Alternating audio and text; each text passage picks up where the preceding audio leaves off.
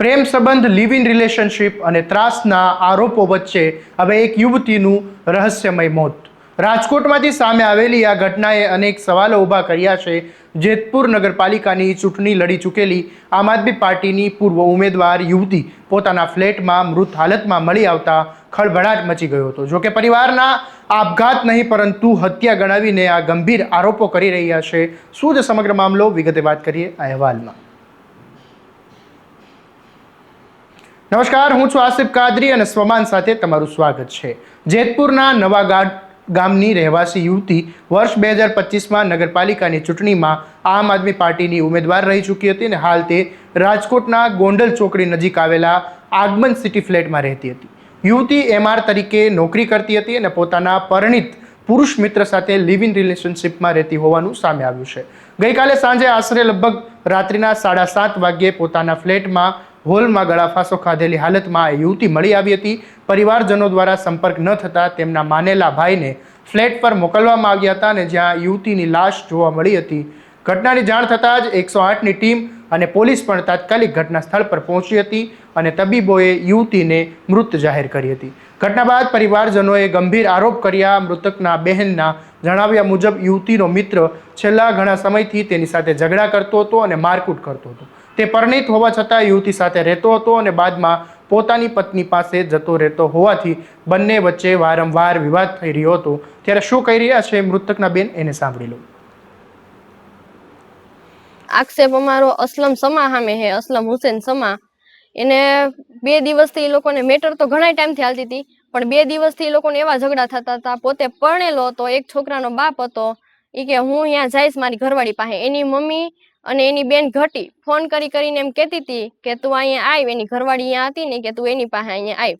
તો મારી બેને એવું કીધું કે હું અહીંયા હું તો તારા મમ્મીને અહીંયા બોલાવી લે, તારે અહીંયા નથી જવું. તો કે હું તો અહીંયા જઈશ એમ કરીને એની ઉપર હાથ ઉપાડ્યો અને મૂકીને 2 દિવસથી વહી ગયો હતો. પછી કાલે બપોરે 5 વાગ્યા આસપાસ એને બોલાવી કે તું આય, તારી હારે વાત કરવી છે. શાહિદભાઈ કરીને એનો ફોન આવ્યો હતો, શાહિદ કરીને. અને શાહિદ અસલમ સમાના માસીનો છોકરો થાય.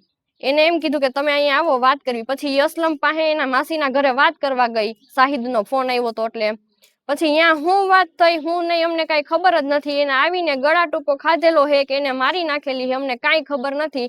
જો એ છોકરો કાંઈ વાક ગુનામાં ન હોય, એને આ કાંઈ કરેલ ન હોય તો એ એમ કહે ને કે ક્યાં ઈ ત્યારથી એનો ફોન બોન બધું બંધ આવે છે, કાંઈ ફોન એનો ચાલુ નથી. અમને એવું લાગે છે કે આને હત્યા થઈ હોય.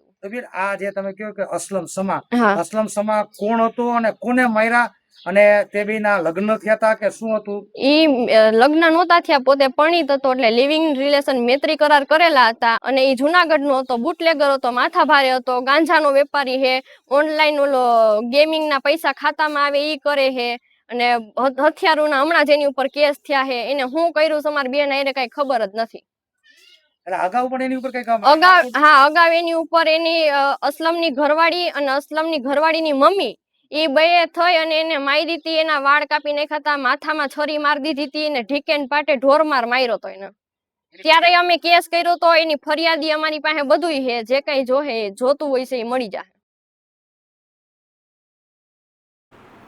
પરિવારનો આરોપ છે કે મૃતક યુવતીનો જે પરિણીત મિત્ર છે અસલમ હુસેન સમા નામનો, જે થોડા સમય પહેલા જ યુવતી પર હુમલો કર્યો હતો અને તેને યુવતી પર સતત માનસિક અને શારીરિક ત્રાસ આપતો હતો. અને પરિવારના જણાવ્યા મુજબ ઘટના સ્થળે જ્યારે ફ્લેટનો મુખ્ય દરવાજો માત્ર અટકાવેલી હાલતમાં હતો અને પાછળની જે બાલ્કની હોય તેનો દરવાજો પણ ખુલ્લો હતો, જેના કારણે પરિવારને હત્યાની શંકા વધુ લાગી રહી છે. પરિવારે સ્પષ્ટ આરોપ કર્યો છે કે યુવતીની હત્યા કરીને સમગ્ર ઘટનાને આપઘાતનું સ્વરૂપ આપવાનો પ્રયાસ કરવામાં આવ્યો છે. સાથે જ યુવતીના મિત્ર પર ગેરકાયદેસર પ્રવૃત્તિઓ સાથે સંકળાયેલા હોવાનું પણ આરોપ લગાવવામાં આવ્યો છે. તો બીજી તરફ પોલીસ સમગ્ર મામલે તપાસનો ધમધમાટ શરૂ કર્યો છે અને મૃતદેહને ફોરેન્સિક પોસ્ટમોર્ટમ કરાવવા માટે મોકલવામાં આવ્યું છે. તેના રિપોર્ટના આધારે આગળની કાર્યવાહી હાથ ધરવામાં આવશે.